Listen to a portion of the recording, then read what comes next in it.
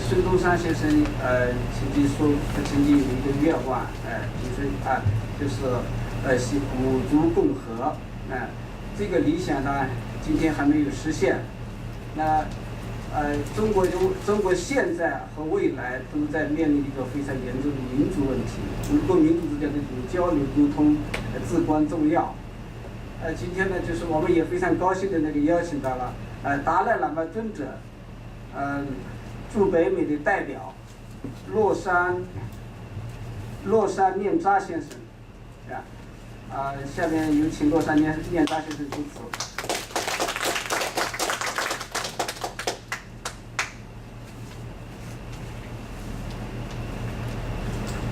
Ni hao, everybody, and I must excuse myself because I really can't speak in Chinese, so you'll have to bear with me a few minutes. I will be making my brief short remark in English. As the representative of His Holiness the Dalai Lama to the Americas, I wish to congratulate the organizer, Association of Chinese Scholars, and all the participants of this important conference titled Democratic Transition and System, and admire your efforts to bring about a just and democratic society in China. His Holiness the Dalai Lama often says that democracy is like a medicine that can cure 100 illnesses in a society. We have no reason to doubt that vast majority of Chinese people appreciate democracy, rule of law, human dignity, and freedom.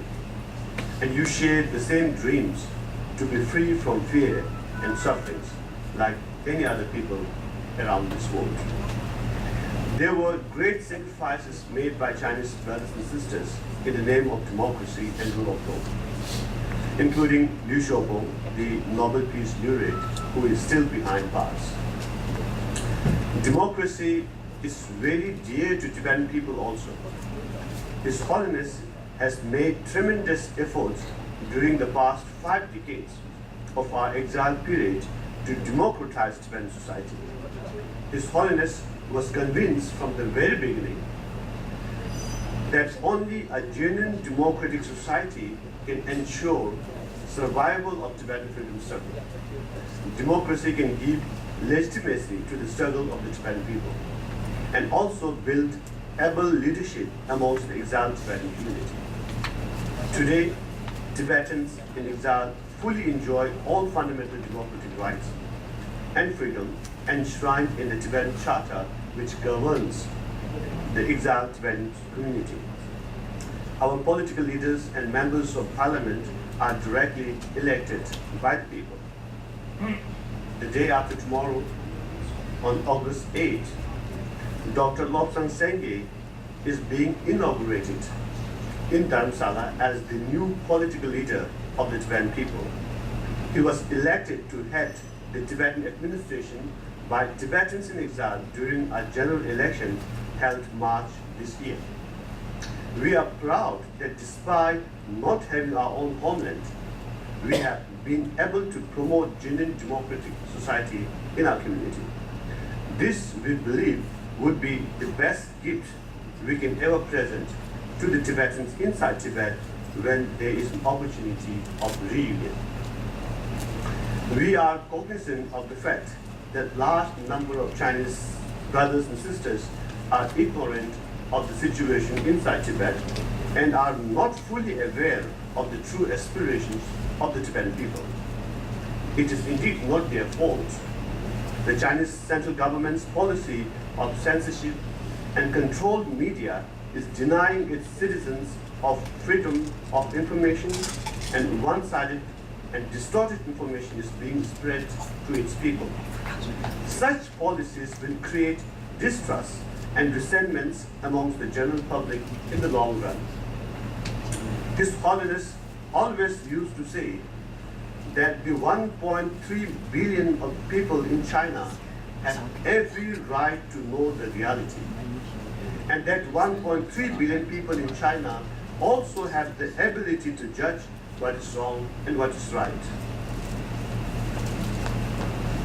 Beginning March 2008, His Holiness the Dalai Lama made special efforts to reach out to the Chinese people after the Chinese Communist government propaganda machinery made deliberate accusations against Tibetans for being anti-Chinese people. Such irresponsible allegations could flare communal riots and intensify distrust and hatred. To avoid such things to happen and to gain trust and understanding of the Chinese people, His Holiness issued several statements exclusively for the Chinese people and have been meeting with Chinese people of diverse backgrounds, including students, scholars, democrats, and media at every opportunity. In the last 3 years, over 1,000 articles were written in Chinese by the Chinese people, all in support of Tibetan people and critical of the policies of the Chinese Communist government. Majority of these articles were written by Chinese from mainland China. This conference being held here today is evident enough to suggest that Chinese people's aspirations are different from that of communist leaders in Beijing. If the leaders truly want to fulfill the wishes of its own people, if they think they are representing the Chinese people, it is time now to act according to the wishes of the Chinese people. Thank you very much. 严家祺先生呢，因为要照顾夫人啊，夫人那个身体健康一定原因，他来不了但是呢，他写了一个简短的致辞。那我想请那个中华学生联谊会的那个前任会长、前任执行长，李恒青先生来代念一下，请大家欢迎啊！先欢迎这个严家祺先生。不是欢迎我，欢迎严家祺先生。中国需要创造大转型的英雄严家祺。今天的中国是一个没有理想、没有创造的庸人的中国，是一个有病拒医的中国。一个国家与一个人一样，生了病需要知道是什么病，需要治疗。723事件本来只是身体神经系统有病，掩埋公车车头、禁止记者自由报道的做法，就是切断自己的神经，麻醉自己，不找病因，不去治疗。60多年前，毛泽东使中国实现了大转型，把中国转变成财产公有、个人独裁的中国。毛泽东不是庸人，不是英雄，而是枭雄。毛泽东的后继者把公有财产通过钱权交易变成了少数权贵的私有财产。中国的专制政治剥夺了人民的政治权利和公民权利，一方面富人奢靡成风，另一方面穷人找不到改变自己处境的道路和方法。中国浑身是病，现在中国需要一次新的大转型，把专制的不公平的中国转变成为民主的公正的中国。毛泽东说，历史是人民群众创造的，这不是事实。全部的人类历史表明，新的文明是少数人创造的。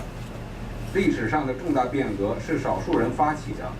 摩西、释迦牟尼、孔老夫子、耶稣基督、穆罕默德、马丁路德，是他们那个时代的新文明的创造者。对政治变革来说，比创造新文明简单得多。发起变革的少数人比大多数人早看清了变革的前景和道路，引导大多数人参与变革，变革就会发生。大转型一词比民主化有更丰富的含义。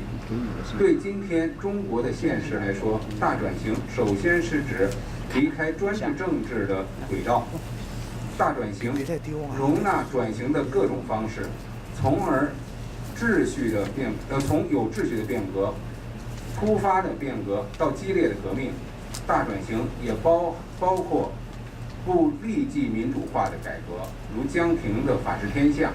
总之，大转型可以有多种含义、多种理解，可以为不同党派、不同思想的人接受。我非常相信，历史是少数人创造的，就像技术上的发明也是少数人努力的结果。电灯的发明者是爱迪生，不是制造电灯的工人群众。电脑的发明者是爱荷华大学的历史学教授阿坦纳索夫，宾州大学的埃克特、莫奇利和数学家冯诺依曼，而不是电脑制造商和千万生产者。中国已经到了大转型的前期，现在需要有洞察了大转型的道路和方法的英雄，有身体力行创造大转型的英雄，引导大多数人去实现这一大转型的，中国的大转型就一定会成功发生。一个专制的、不公平的中国就会转变成为民主的、公正的中国。谢谢。